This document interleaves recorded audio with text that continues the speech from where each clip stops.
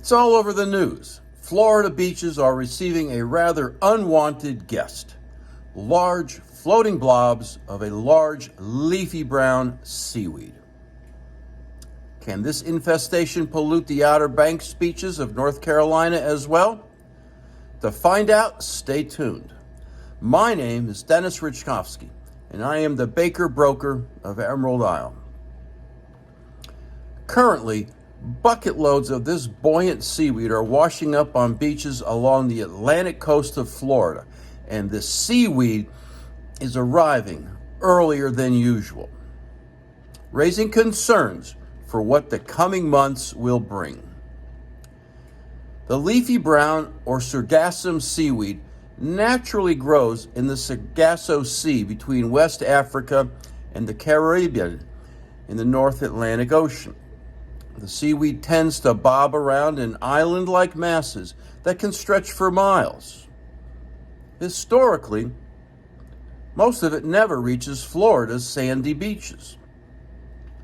Not so much anymore, as scientists, residents, and vacationers alike have in recent years seen large, so-called Sargassum blooms.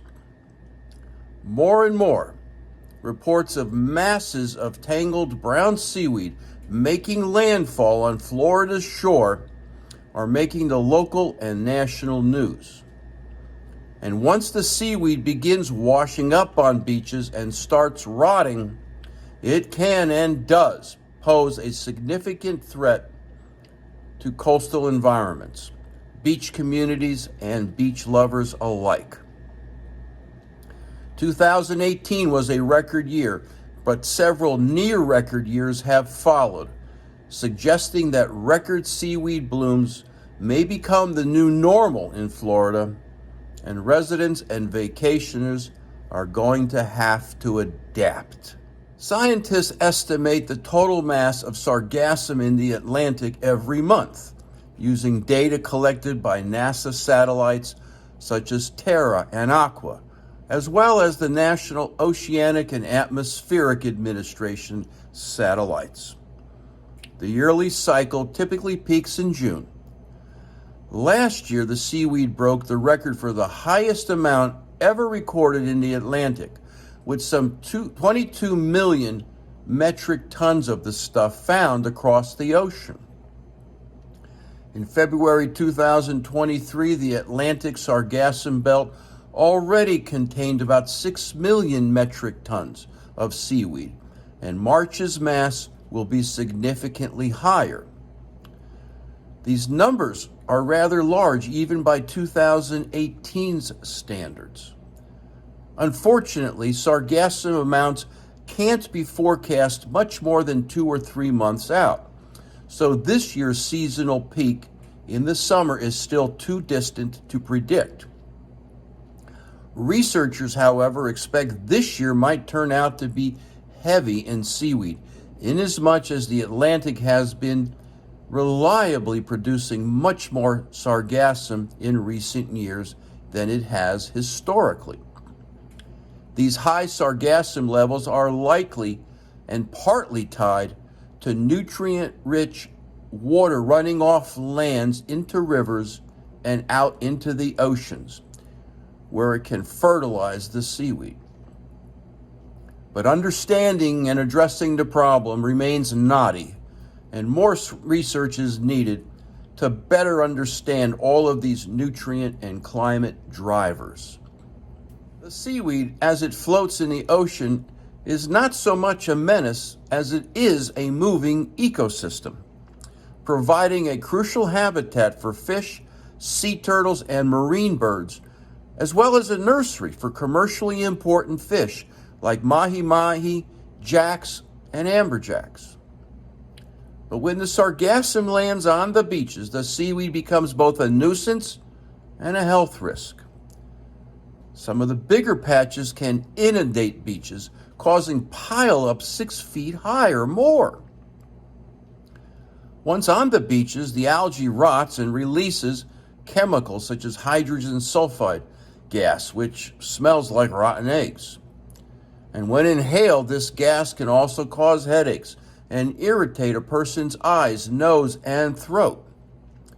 People with asthma or other breathing problems are cautioned to stay away from infested beaches. Now, can such an event happen here along the Carolina coast? Many longtime vacationers and residents remember the red tide event that occurred here back in 1987, and they worry about algae blooms after photos and videos off the coast of Florida went viral earlier this year. The good news is that the masses of brown seaweed in Florida is an entirely different event, unrelated to red tide. Also, there's very little chance of a sargassum bloom making its way all the way up to North Carolina coast, and that is due to the Gulf Stream, which is on average a good 60 miles offshore. In summer, however, the Gulf Stream moves closer to our shores, so we may expect some brown seaweed here in the summer months, but nothing like the concentrations that Florida is experiencing now and will experience later on this summer. The red tide event that occurred here back in 1987 was the result of a local blue-green algae bloom that took on toxic characteristics. Residents experienced eye and respiratory distress and skin irritations. When the bloom did happen, the Gulf Stream had shifted landward to within 5 miles of some coastal communities.